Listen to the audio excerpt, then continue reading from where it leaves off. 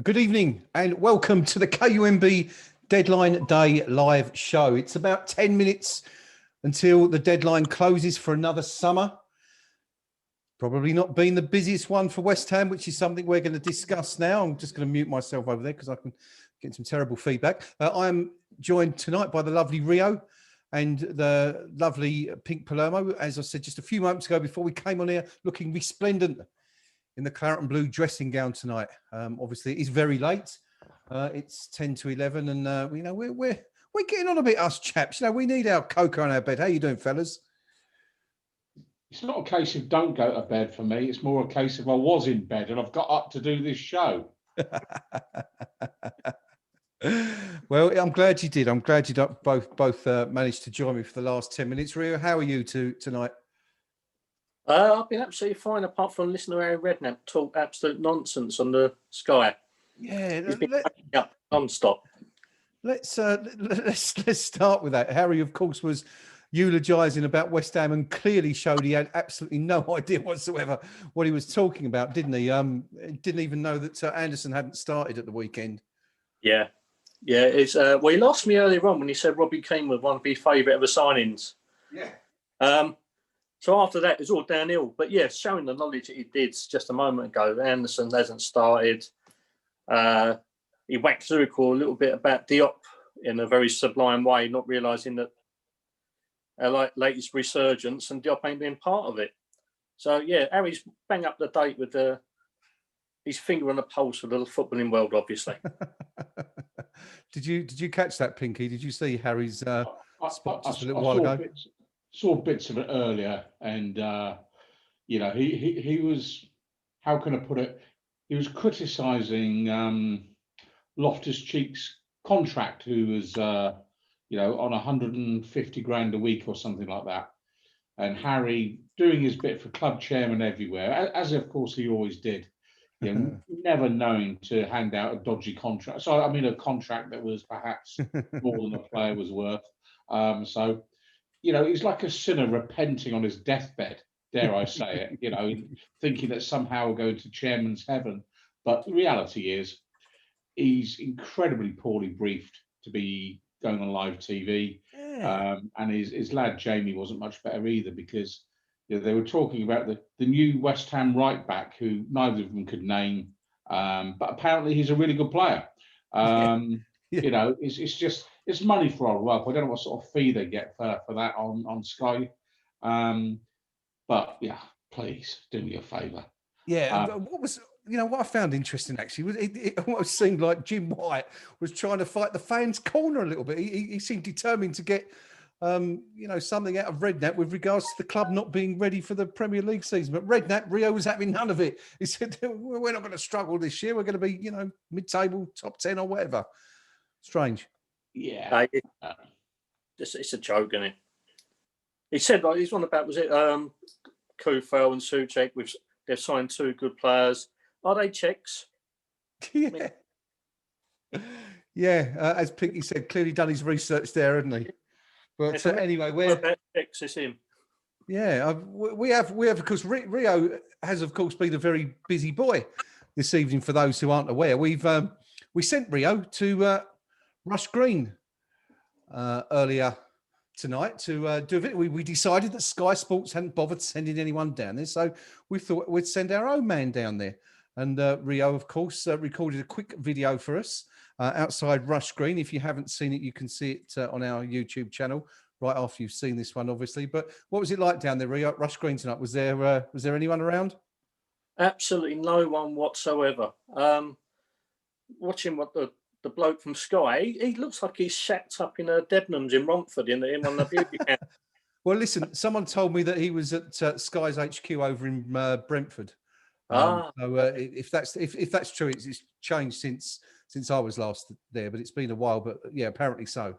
Yeah, well, that explains a lot, because he certainly went at Rush Green. It was just me, some grey clouds, a little bit of drizzle, and the traffic on Rush Green Road flowing past me. Loud, wasn't it? I was expecting to be deluged by numerous expensive sports cars being escorting in star players as galore, like a non-end of how do you put a conveyor belt full of talent being brought into our club to eschew our squad and bolster not only our morale but our playing staff. And I'm filling up here, Rio. I mean, please. The 103 went past me, and I didn't see Messi on that either. So no. Well, I mean, the transfer window. We're in the last 5 minutes now. We've while we've been on there, unless anything's happened, to change it, it looks like our business is pretty much done for the window now. And should we just have a bit of a recap of where we stand currently? If I can find my list that I've briefly lost, but since the end, now this is since the end of the 2019-20 window. So we've had 7 players leave, starting with Albion Ayeti, went to Celtic for 4.5 million. Jordan Hugill went to Norwich City for 3.5 million up front, we believe, plus 1.5 million add-ons or something, a variation of that, totaling 5 million. Roberto, the great Roberto, went to Real Valladolid on a free transfer on the 28th of August, third man to depart since the end of last season. The one that caused shockwaves and made things even worse for everybody really was the Grady Diangana sale on the 3rd of September. Sold to West Bromwich Albion for, some people said 12, some people said 18, other sources said 20. We think that 18 is probably the most accurate out of those. And then, of course, nothing until today when 3 players have departed. Josh Cullen's gone to Anderlecht for 1 million. Mr. Silva has gone to Aris. Make your own joke there, insert your own pun, as it were, on a season-long loan. And, of course, today, finally, Jack Wilshere's gone. Pinky, 2 years and 4 months into a 3-year contract, mutually terminated. And then, of course, he came out on Twitter tonight and said a few things about the club and how he'd actually been fit and just wasn't being picked. Yeah, and I think well, firstly, I'd wish Jack luck, and I hope he does get another club. And I hope he can play some football because he is only 28. Yeah. But I think he's missing the essential truth if he's really being honest with himself. And he's been fit because he hasn't been playing. The reality is he has propensity for playing a few matches, getting a knock, then taking a long time to get over it. And my own little theory on this is I think he struggles with his weight management. Hence, he's a smoker, like a number of players. Personally, I think he'd be better off packing up the fags, sticking on half a stone.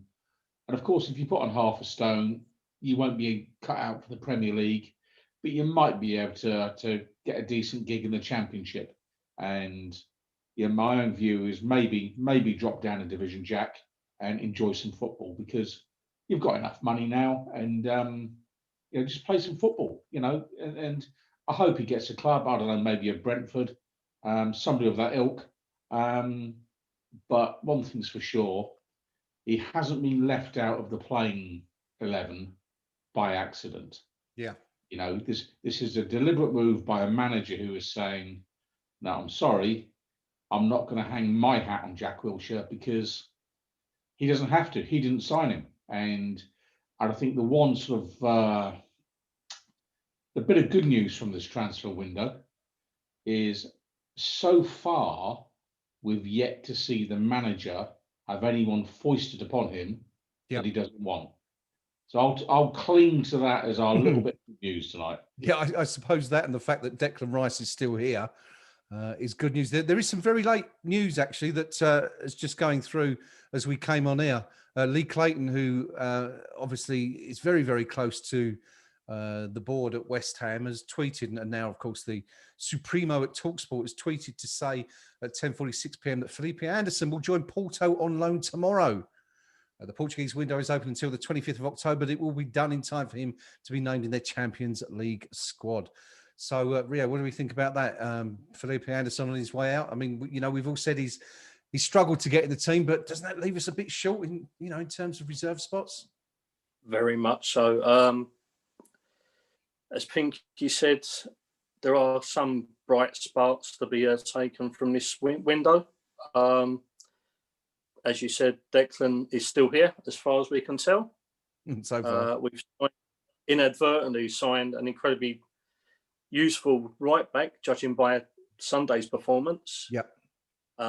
as Pinky said, we're not being subjected to a whole host of South American fly-by-nights being jetted in for no particular reason, other than Phil Sullivan's ego. With regards to Felipe, I keep banging on about it. That first season, he was pretty amazing at times. You know, he was worth the entrance fee alone. We don't know why he tailed off last season, but it was a massive dip in form, and he was largely a passenger, wasn't he? And very an so. expensive one at that. There are rumours going out tonight. Sorry, Rio, that Anderson has sort of had a bit of a falling out with Moyes. That you know, he hadn't been in the squad, and you know, there's not been a lot of communication between them. So that would kind of make sense, I guess, if they're talking about shutting him out, perhaps. And someone coming with that price tag and that kind of reputation, he wants to be involved, doesn't he? And being on the bench doesn't come naturally to a player of that ilk. But as we've seen, our squad is pretty threadbare, and there isn't a wealth of attacking and creative options available. Yeah. Past who we're playing based in the first team now. Much as we want to criticise Jack Wilshere for his lack of fitness and his lack of application over the last year and a bit, he could have been potentially a useful squad player in case injuries take their toll. Now, this is a very weird season. Obviously, the COVID situation means that the season is going to be truncated into a pretty hectic 8 months or so. Yeah. And at the top level, you're going to get game after game after game. We're relying on the core of 13 or 14 players at the moment. There's no guarantee we can keep them fit. There's no guarantee we can keep them away from suspension. So we're playing a bit of a dangerous game, and letting a player of Anderson go, potentially even more dangerous than necessary, to be honest. But it's a lot of money off the wage bill, just put it that way. If Porto are actually going to pay anything. Well, that's the thing, isn't it? It remains to be seen how much we're going to contribute towards that. Jack Wilshere's money off the wage bill as well, I suppose, is makes a considerable difference. Just one other thing quickly, we're hearing that tomorrow is not going to happen. West Ham were looking at taking the Chelsea centre half on loan for the season.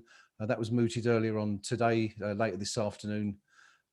After the other deals fell through, it's not going to happen now by all accounts. So it does look like that is it. Pinky, can we afford to lose Anderson? Yeah, I think we can. It's a shame it hasn't worked out. I think we all love a flair player, but let's be honest, that's not what we've been watching for the last season. Yeah. What is it? 2 goals in 18 months, something like that. Mm-hmm. Rarely gets in the opposition's box. Rarely beats a man, rarely takes him on and beats him. Very often he runs up, sees his opponent, stops, turns around and passes the ball backwards. I don't know, it's a lack of confidence, a lack of something, but he hasn't been delivering. And so let's just squash completely the rumours of, it was all David Moyes' fault or this, that or the other. Yeah. David Moyes is interested in one thing and one thing only: putting out the strongest team he can to win games of football. Yeah. Same as every other manager we've ever had. So the idea that he's not selecting Anderson for anything other than footballing reasons, whatever it may be, I'd ignore. It's straightforward. It's been a long time since Anderson put in a real game-changing performance for us. And maybe the guy needs a new start somewhere else. So again, I'd wish him the best of luck. It leaves us short on numbers. Yeah. Let's not kill ourselves. Yeah, that's the point. We've only got a dozen games before the window opens again, something like that.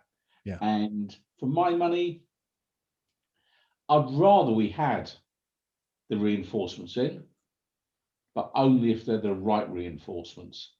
And I think we've done far too much scattergun recruitment in the last several years.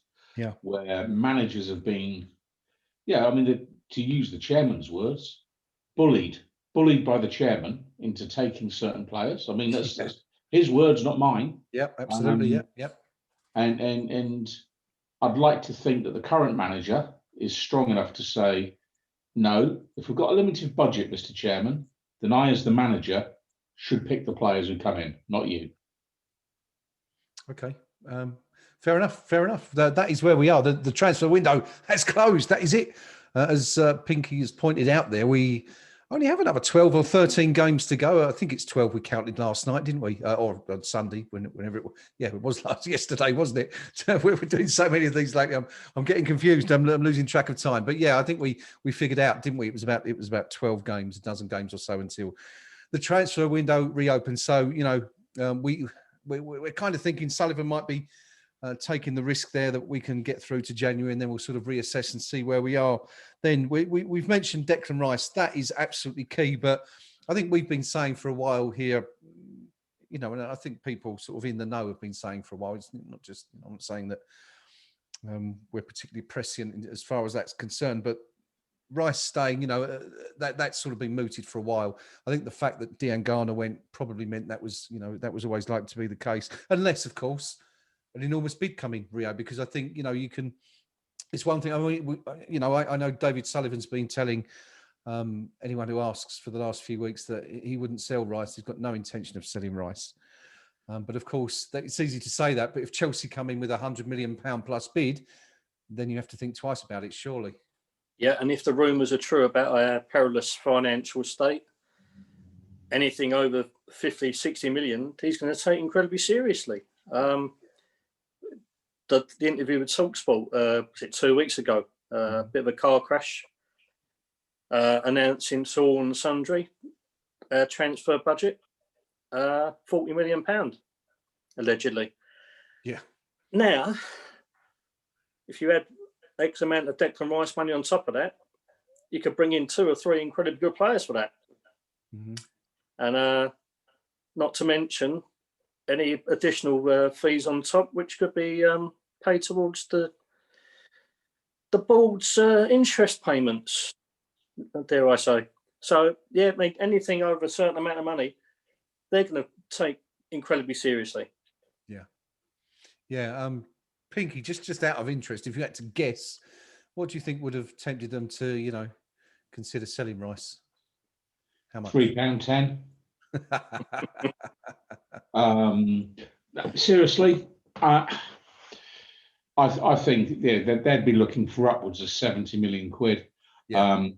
I've been banging on all summer about Thomas Partey being the player that's effectively been dragging the potential price for Rice down. And Arsenal have made their move for him today.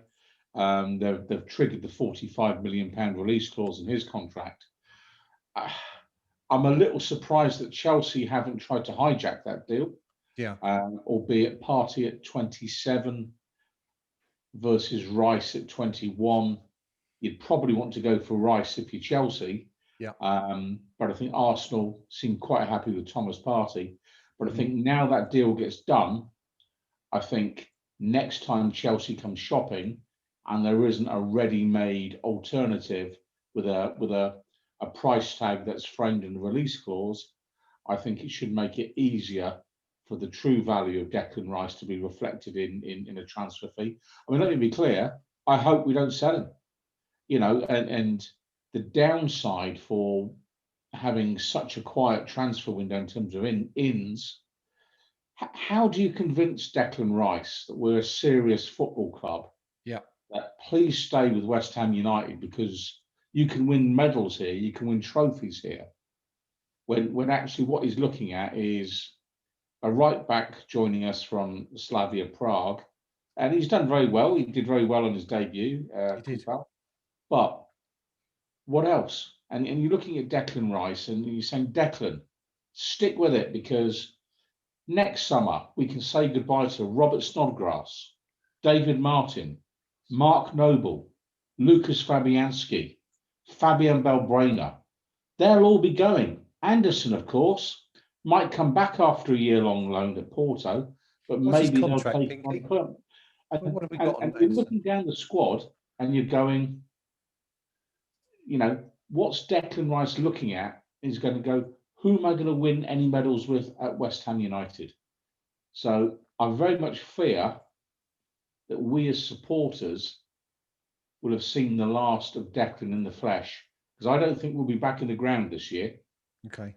So we'll watch him on telly, but I think that's the last we'll see of him, because I maintain gentleman's agreement when he got his new contract, and it'd have been, Declan, give me one more season, then I'll let you go. Yeah. Just out of interest, Felipe Anderson, 2022, that contract runs to. So assuming he does go out on loan to Porto tomorrow, we do have him for that extra year when he comes back. But interesting stuff. Declan Rice, of course, staying at West Ham for now. Well, of course, the domestic transfer window is still open for another 2 weeks, so that could yet change, I suppose. A big hello to everybody joining us on the live stream on YouTube. Lovely to have you with us. Do let us know what you think about West Ham's transfer business and anything else pertaining to that. Steve Smith, good to see you. Steve says you make a nice change from white and twitchy. Well, I don't suppose it could be much worse, really, could it? But thank you, Steve. Anyway, how you doing, Mike? Mike says, Mike Larkin says, imagine getting rid of Diangana and Anderson. Anderson is hopeless, so we should have kept hold of our young starlet. 30 days today, of course, since the board confirmed that Grady Diangana was departing. 30 days since they told us that the money received for Grady will be reinvested entirely in the team in line with the manager's targets. We believe that this will give us the best possible chance of ensuring we have a balanced squad to compete in the Premier League and capable of reaching our objectives and ambitions this season. So unless they were talking about, reinvesting that money in January, they've pulled one over our eyes already by the looks of things. But anyway, Jeff Randall, how are you doing, Jeff? Jeff says, I'd be interested to know how much we have trimmed the wage bill for the next 12 months. Must be a fair few million.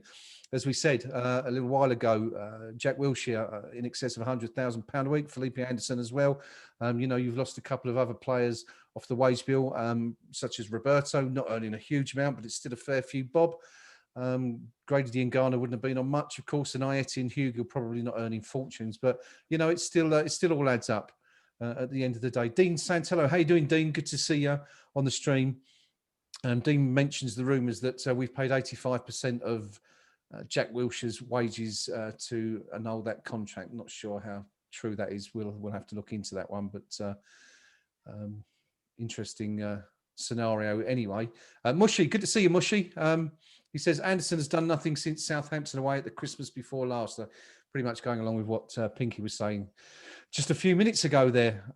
John Coney, how you doing, John? Thin squad at the moment, but touch wood, no major long-term injuries. If it is a big if, current first 11 can stay fit, we should be okay. I guess without any, we've got no cup games, of course, this side of Christmas now, with the Carabao Cup out the way. Not that the next round is until the 22nd or 23rd of December anyway, but it is just Premier League games now all the way. Liam, good to see you, Mr. Liam Ward on the chat, saying, is anyone actually surprised with this window?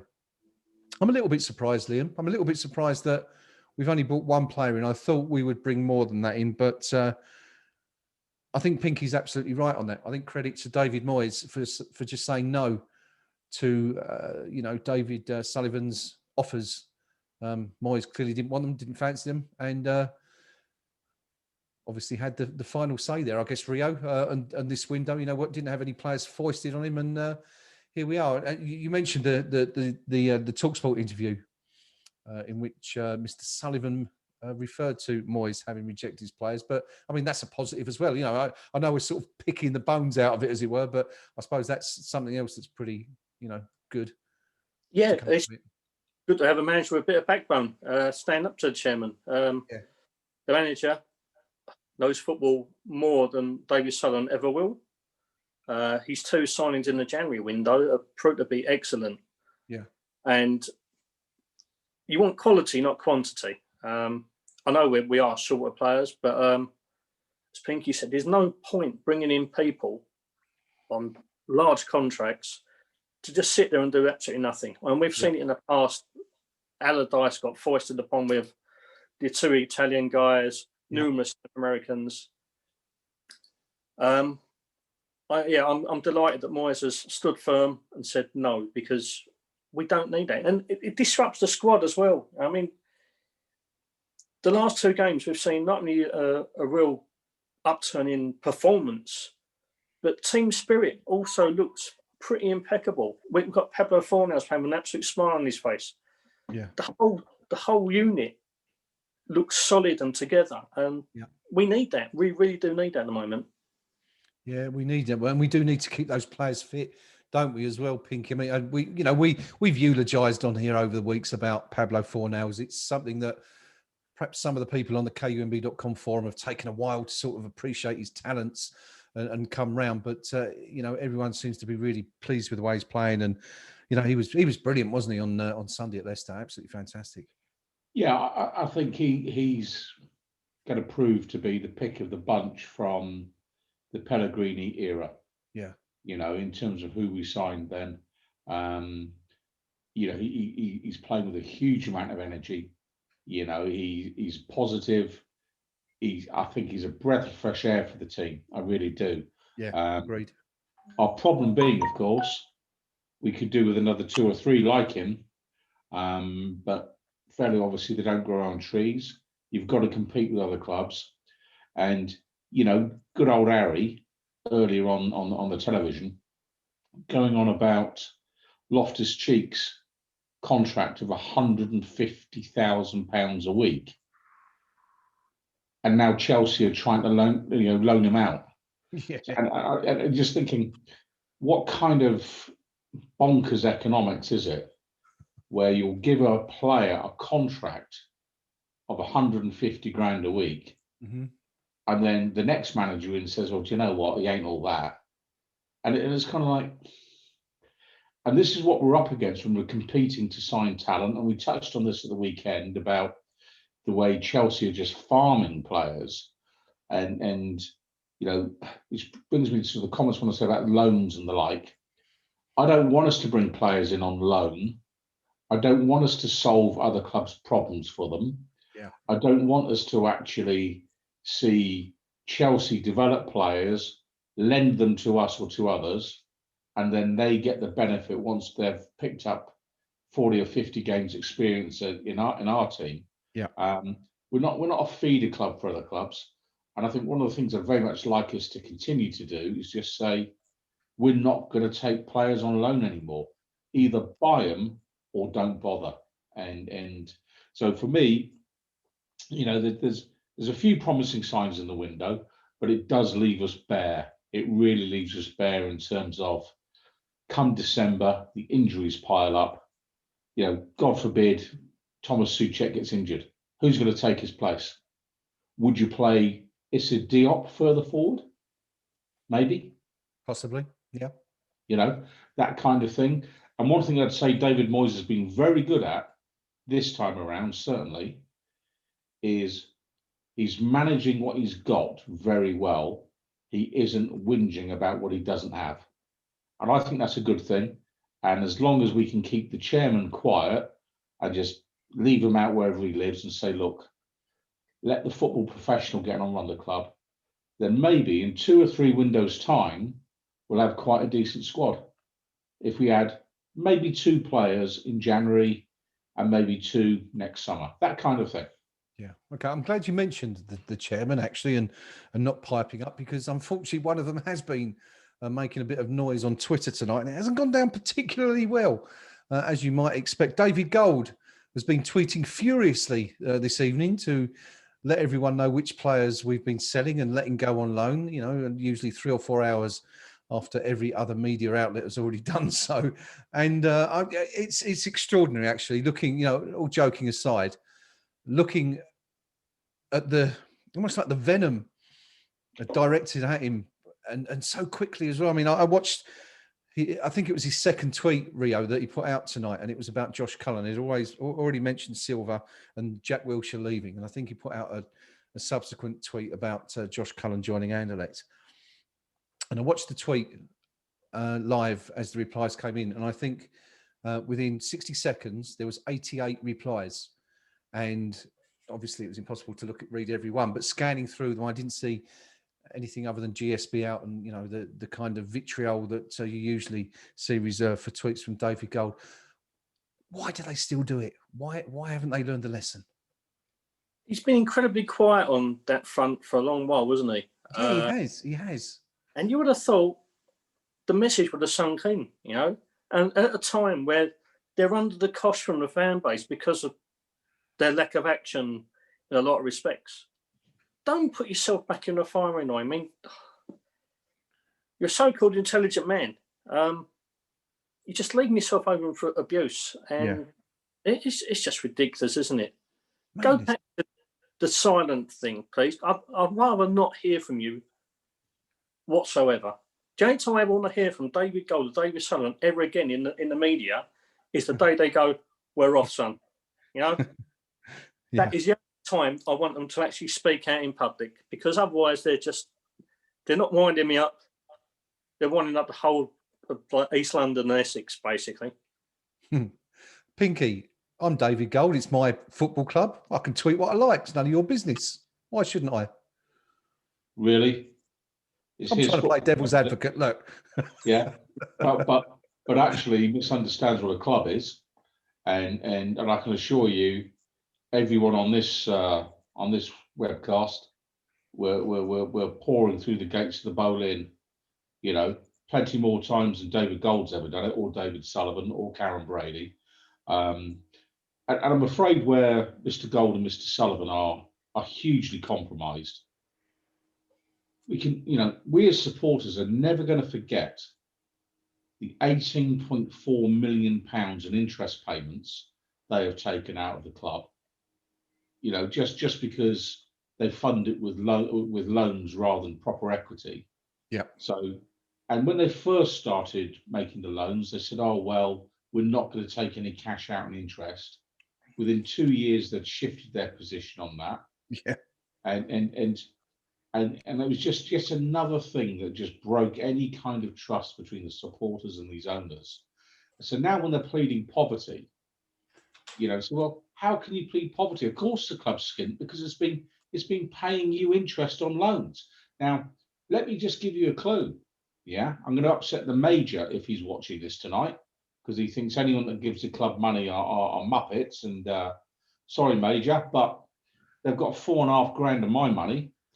I'm trying to calculate the interest on due from the club, because that's effectively a loan to West Ham United, because they can't give me any football to watch and attend.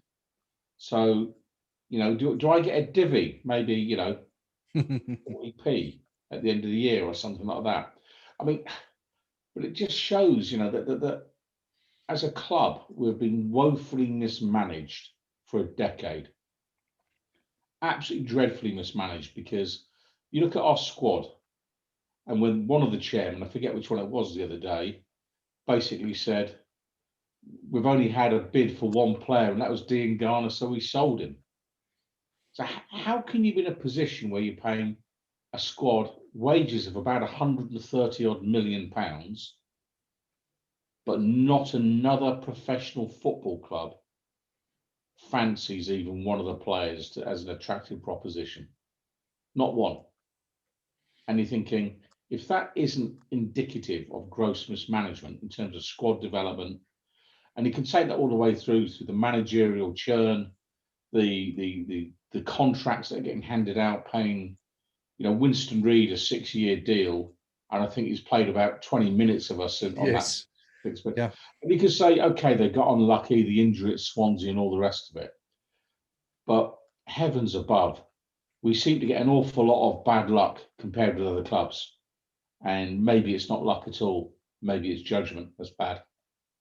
Who knows? Yeah, very good point. I mean, in terms of, let's try and give them the benefit of the doubt for a minute, and let's assume this transfer window has been an exercise in balancing the books. I mean, David Sullivan spoke, Rio, about chasing the dream, didn't he, in that interview with TalkSport? That was his phrase. We chased the dream and it didn't pay off. So let's sort of assume this is like the response to that. We've let a whole, I mean, we just read out a list of players there that, what is it, 7 players I think we've let go since this season began, and that's without talking about the Sanchez's and the Zabaletas and players like that left before the season ended. Do you think they'll start spending again in January? Do you think there's money there to be spent? Or do you think there's more woe to come you know, in 12 games time, 3 months or whatever it is? I think there's woe to come. Okay. Those who have paid their season to get money are due to be getting refunded on 30 days after every game that we miss. Yeah, has that happened yet? I saw someone the other day say they hadn't had any money back from Newcastle. No, I haven't either. Okay. So I'm expecting our chairman to go in January. Well, we've had to pay back all this ticket money, which was keeping the club afloat. There's nothing in the coffers. Yeah. So yeah, I'm expecting woe, and unless the rumours of takeovers actually come to some kind of fruition now, the window's kind of died down. Yeah. I guess that'll be interesting to see whether anything. And that's all sort of gone rather quiet, hasn't it, in the last couple of weeks? What with everything that's happened. Pinky, is woe us? Woe is us? Woe is us? Or should we look forward to a few quid being put down the back of the sofa for January? Do you reckon? The fundamental issue is what are we trying to achieve? Are we trying to win anything? Are we trying to go anywhere? Or are we just saying we'll settle for staying in the Premier League? And ultimately, I don't see any sign that we're trying to do anything other than that, because we've seen the manager put out a different team for the Carabao Cup game against Everton, and we got spanked 4-1. Yeah. And we can all argue about, well, he should have put the stronger players out and all the rest of it. He can't, because he doesn't have the depth. And if he picks up an injury in those games, then we really are exposed. And however much the manager, I'm sure, would love to do that, as a football professional, he's simply not going to do it.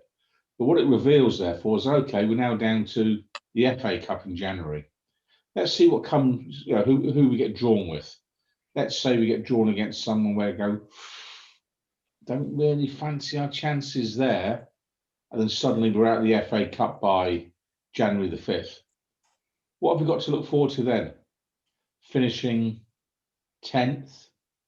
Is that it? Is that why we moved home? Is that why we actually sold the bowling ground? Why we've gone through all this pain as a football club? This rift between the board and the supporters and all the rest of it. And we've done all that to finish, frankly, where we've pretty much always finished, mid-table in the top flight. Yeah. And, I'm sorry to keep harping on about this, but they're a world-class team and world-class stadium. Let's park the stadium for now, because we're not going to change that anytime soon. Yeah. And let's focus on the world-class team. And I fear that Rio's called it.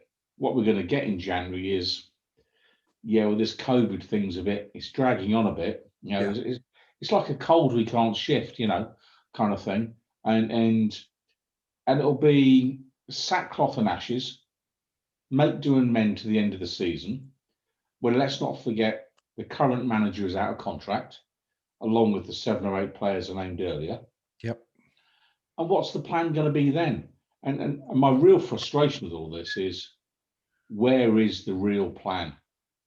And is there a real plan?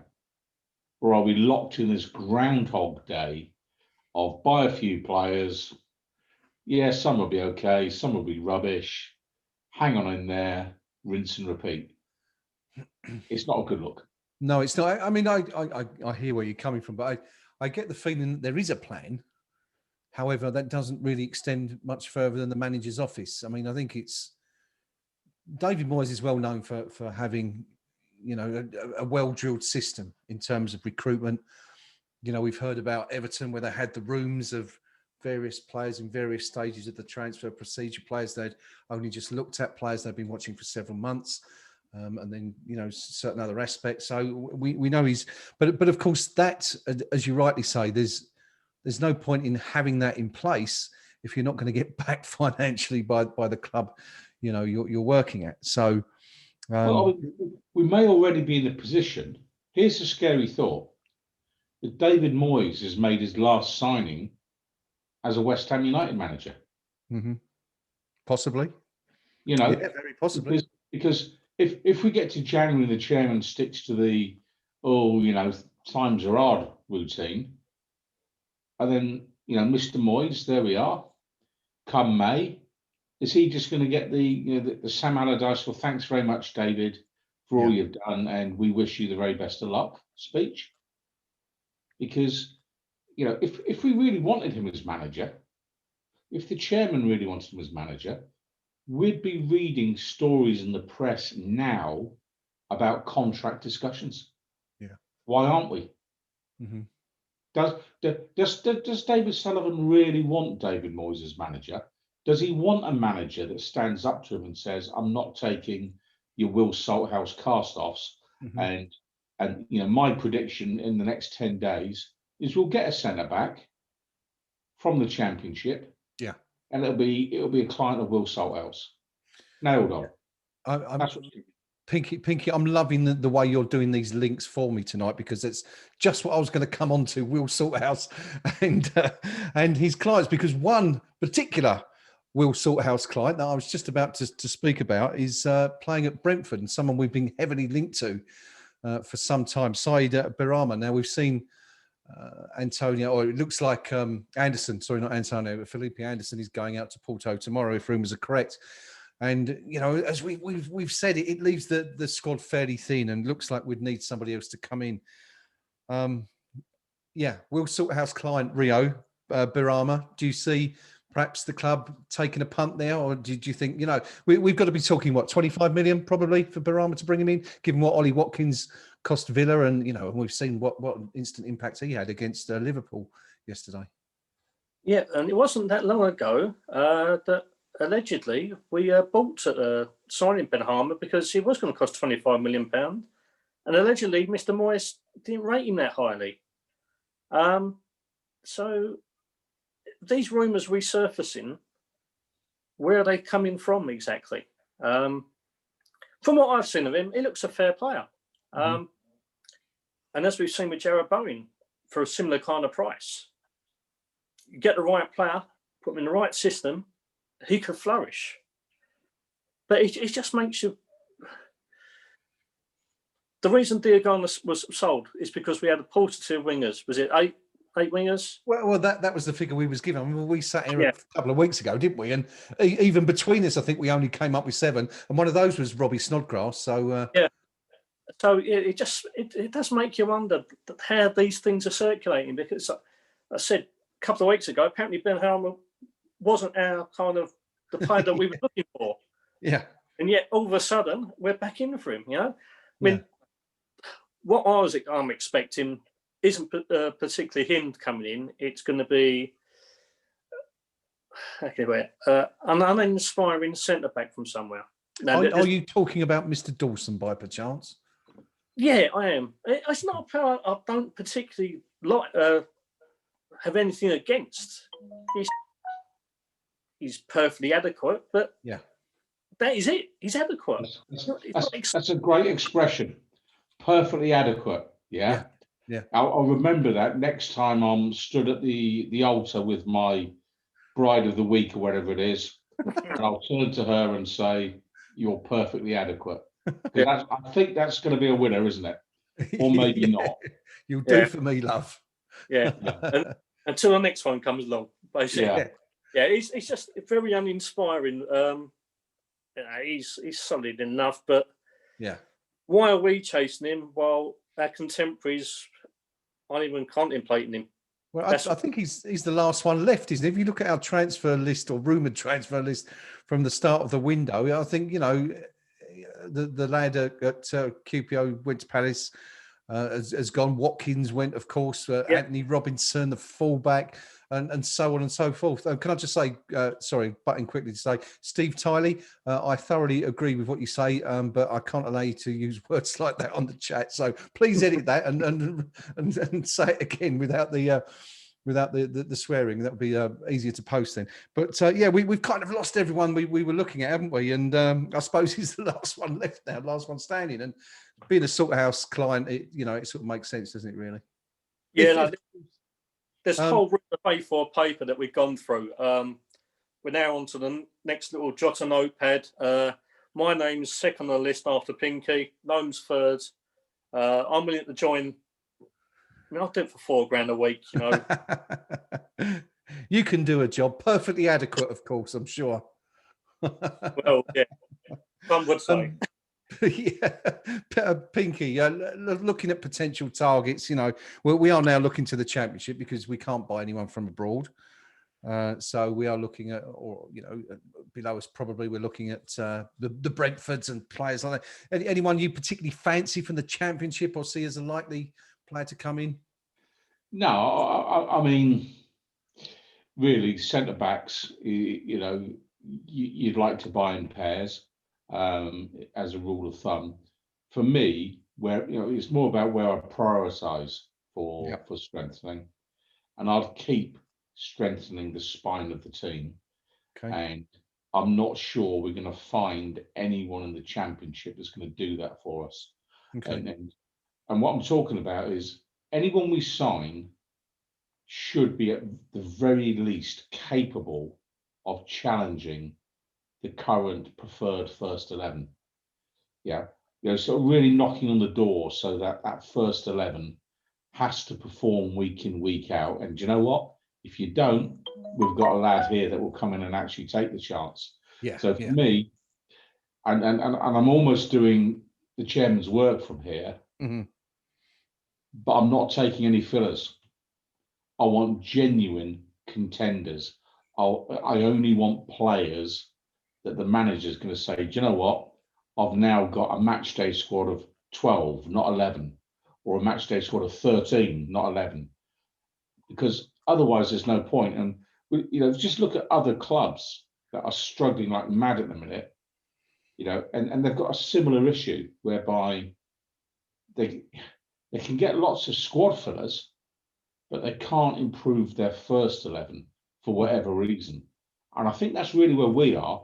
The chairman's gone to the market and he's found, well, Loftus-Cheek, 150 grand a week, and how much? That's the world we're living in. Manchester United can't afford to sign a player from Borussia Dortmund. That's the world we're living in. And, even Arsenal there, there's the only story they've got to give on Sky Sports tonight with Thomas Partey. Yeah. But he's then marquee signing at 45 million quid at the age of 27. And I'm kind of saying it's getting harder and harder to get the genuine real McCoy in. Yeah. But that's what we must keep striving for. And the fear is we'll end up with a couple of donkeys at centre back because Sullivan will say, well, you need the bodies and I'll just sign this player anyway. But the manager has shown himself to be strong enough to, let's be honest, freeze out Jack Wilshere. Yep. Freeze out Felipe Anderson. Mm-hmm. He's been quite clear where he needs to strengthen a right-footed centre-back.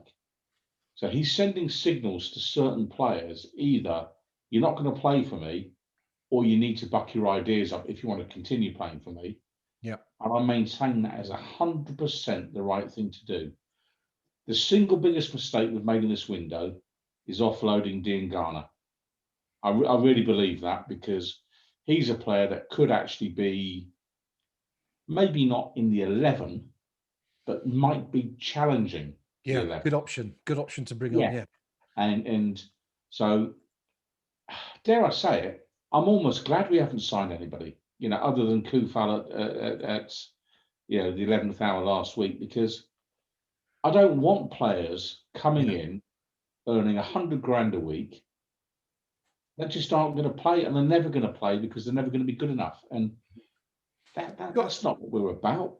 Surely, if we want to progress up the league, we need to strengthen and not just add bodies. And that's where I'm coming from. Talking about the players that have gone, Pinky, obviously Dean Garner, you expressed your disappointment there. Is there anyone else you're sad to see go out of this 8 or 9 or 10 players we've let go since sort of the end of June?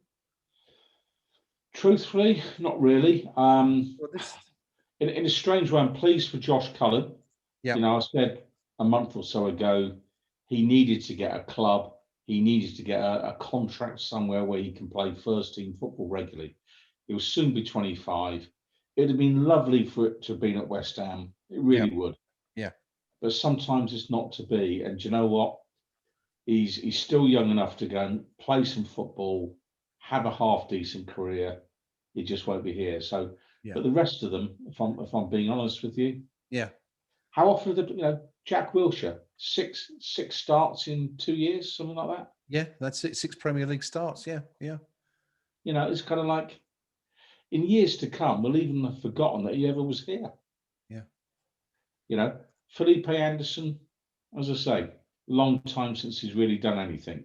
Yeah. And then and the looking others you've through got, the you've rest got of- Argetti, Hugill, Roberto, and Silva. None of them have troubled the first team at all. So are we actually saying? So hang on, are we saying here that David Sullivan's had quite a decent window in terms, at least, of getting rid of Deadwood?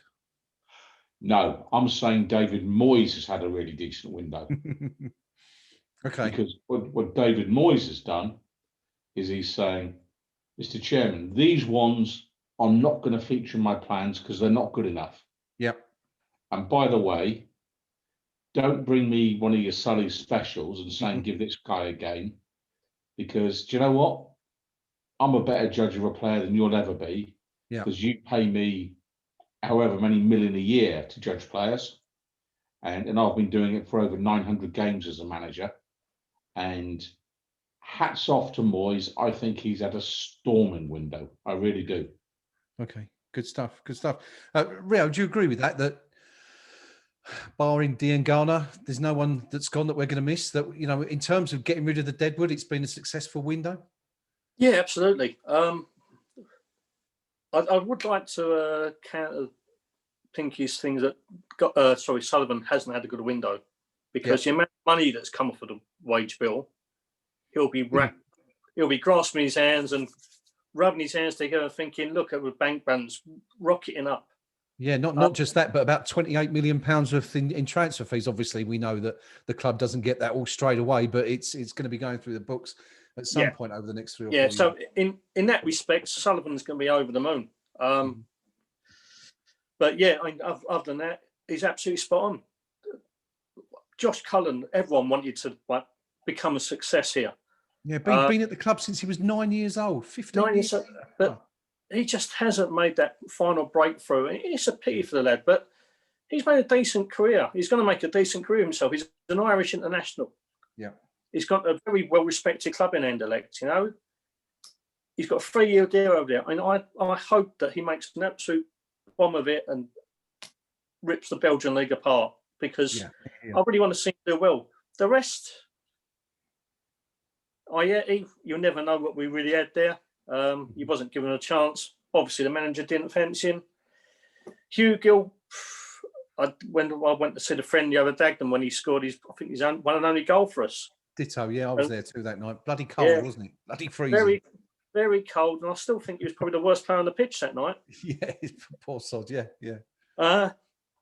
Roberto. Silva. Move along. Exactly. Silva, we haven't seen anything of, but saying that, I did see him play down the 23s a couple of times. Technically, he's all right, but we've seen countless under 23s be technically great. Yeah. But the step up to the first team is a million miles away from that level, and they're never going to make it.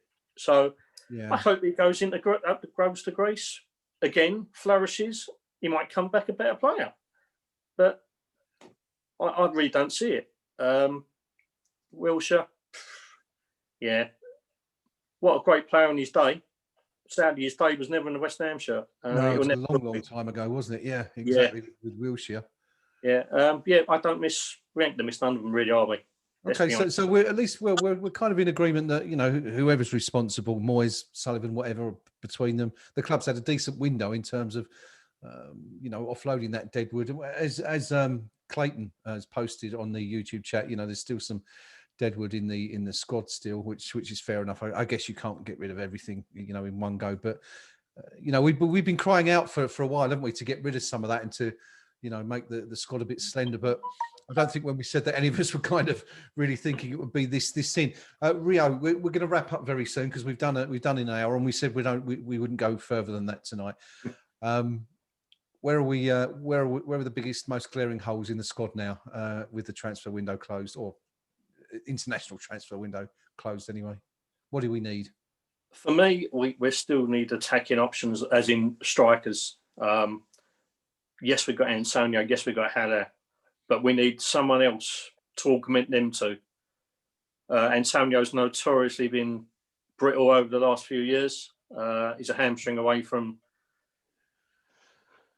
putting us in the mire, to be honest. And Haller doesn't quite offer the same robustness and bullish nature that has been such a success over the last few months. I also think we need a left back as well. Okay. Although Arthur's done incredibly well the last 2 games in that partnership with Cresswell down left hand side. Yep. I'd still want a proper left back then. Okay. What about midfield? Any concerns about lacking in the centre maybe? Yeah. Again, a more defensive minded midfielder. But then again, as Pinky said, do you want players that are going to come in and be first team players and not squad fillers? Yep. In Rice and Souček, it's the big if, isn't it? If we can keep them fit, it's an absolutely fantastic partnership. One of them breaks down, we're in trouble.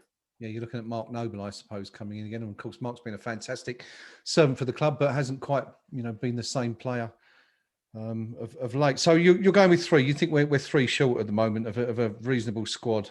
So you've got a forward, a left back, and a central defensive midfielder. What about the centre half? Do we need to fill that position, or are you happy with the 3 we've got? I don't think it's a matter of urgency. Okay. Because Declan Rice, of course, can drop in there, can't he? If absolutely necessary, I suppose. Not that we want. Balbuena, Bonner, and Diop. If we're going to play 3 centre halves, I'm happy with them. Cresswell's been doing the job on the left hand side at the moment. Yep. And also Cardo. I know he's unproven, but Cardoso looks promising. The young lad who played against was it Charlton in the League Cup? Elise, yeah. He's highly rated. There's a couple of youngsters coming through who are highly rated. So I don't think centre back's the top of my list. Okay, all right. So we'll go. I'm not going to ask you about goalkeeper because I think we've got 4 goalkeepers in and around the first team squad. We've got more, as I pointed out recently, we've got more goalkeepers, I think, than the natural strikers in the squad, which is unusual. If you count young Jose Fernando, who's a highly rated as well, it's 5. Well, we've got, of course, because we've got Trott as well, haven't we? So with Martin Randolph and Fabianski, there's your there's your famous 5, I guess. Pinky, 3. Do you agree with Rio? 3, a forward, a left back, and a central defensive midfielder, or do you think we need a little bit more elsewhere before January? I'm not comfortable with the number of centre backs we've got. Okay. I'm not comfortable with the centre backs we actually have got. Diop, I'm not convinced by at this point in time, and I'd be looking to recruit there to actually really put Diop under the cosh and say, if you want to make it, son, prove you're better than this guy we've just signed. Yeah. Rice and Souček, wonderful combination there.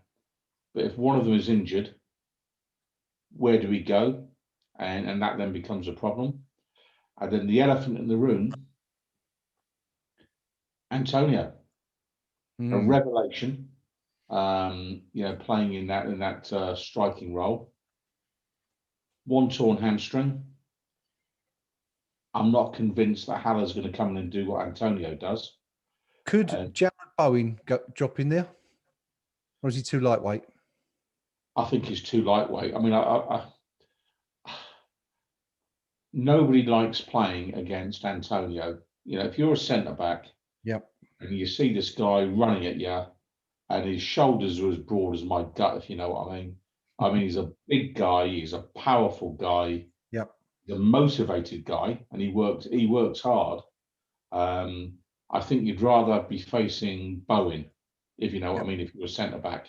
Yep. And so for me, it's I keep coming back to this, that spine of the team. Yep. Always look to strengthen, always look to upgrade, and every single window, I would be looking to upgrade part of that spine every single window without fail, because that's the fundamentals of football. Is you have a strong spine, you'll be okay. And overall, I think it's an okay window in the sense we're moving players out that aren't going to feature. Yeah. The manager hasn't suffered the indignity of being told he's got to have player A, B, or C that he doesn't really want. Yep. I keep coming back to it. What are we trying to achieve as a football club? Yeah, we have more than enough in our current squad, as light as it is, to finish, in my view, mid-table in this season's Premier League. Because let's be honest, West Bromwich Albion aren't going to trouble the scorers. Fulham aren't going to trouble the scorers. Yeah, I very much doubt Crystal Palace will do much. Southampton. So the 7 or 8 clubs you could say, you'd be pretty confident that we're going to finish above them. Hopefully that doesn't come back to haunt me. But is that what it's about? Being the best of the rest? Yeah. And I keep coming back to it. Did we move to be the best of the rest, or did we move to compete with the best? Because we were told we were going to compete with the best. That was the whole point of it, the next level. And here we are. We've spent next to nothing this window, probably the longest window in history. The chairman needs to pull a rabbit out of the hat at some point, either in January or next summer. But I'm just not sure he's got the ambition to, and I'm pretty sure he doesn't have the financial resources to. And I'm afraid we are locked into this rinse and repeat, rinse and repeat. Okay. Thank you, Pinky. Thank you, Rio, for joining me for this transfer deadline day special. Not been the most productive in terms of players coming in. We've seen a whole host of players linked with a move to West Ham in the last few weeks. We've ended up with one player, 2 if you count Souček, who technically was a 2019-20 purchase. Kufal, the only one who's come in since the start of the transfer window anyway, on a permanent basis. Several players going out, lots of money saved. On the as the guys have said there, on the positive side, a lot of deadwood has been shipped out from the squad. So it does leave us as, I think we're all in agreement, not just us guys, but all you guys who have kindly joined us tonight on our YouTube channel, in that West Ham are a very, very thin squad now. And I think we kind of all sort of agree to an extent that David Sullivan is taking a bit of a gamble that we can get through the next 12 or 13 games without too many issues, and see what happens again in January. That is just about it for tonight. We've done a very quick hour. I did say we wouldn't be any longer. The guys here have got to get up early in the morning, go to work. My commute is just coming down the stairs, very, very fortunately. But thank you to everyone for joining us. Just a few comments that you've made before we go. Mark English says maybe we should have asked Tomori if he was interested before beginning negotiations, talking about that mooted loan today for the Chelsea reserve. And Clayton says he couldn't agree less with our predictions there for the season, saying that we will be in a relegation battle if we get 1 or 2 injuries to key players. And I guess that's the key, isn't it? Pinky said there, Rio also, that it's absolutely essential that Michail Antonio stays fit.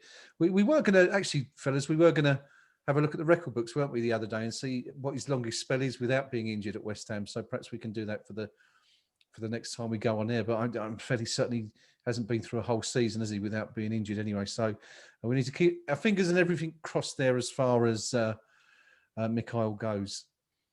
So that's about it, really, for tonight. So thank you for joining us. Do come on to the KUMB.com forum. Let us know what you think of the transfer window. Anything else regarding West Ham United. We shall be back very soon. There is, of course, no game this weekend, so we might resurrect the KUMB Mod Pod, I think, this weekend. I think we got up to episode 11, and because we've been running with 2 games every week, we haven't really had the opportunity to do that, or at least leave ourselves with anything to cover that we haven't done in the Eyes Up Mother Brown show. So perhaps we'll come back this weekend for a sort of transfer window review and see if anything else has happened by then. But that is it for tonight. Thank you, as I say, for joining us tonight on stream. Thank you to Rio. Thank you to the Pink Palermo. We shall see you all again very soon. And come on, you Irons. And please go to bed. Please go to bed, Mr. Gold. Night all.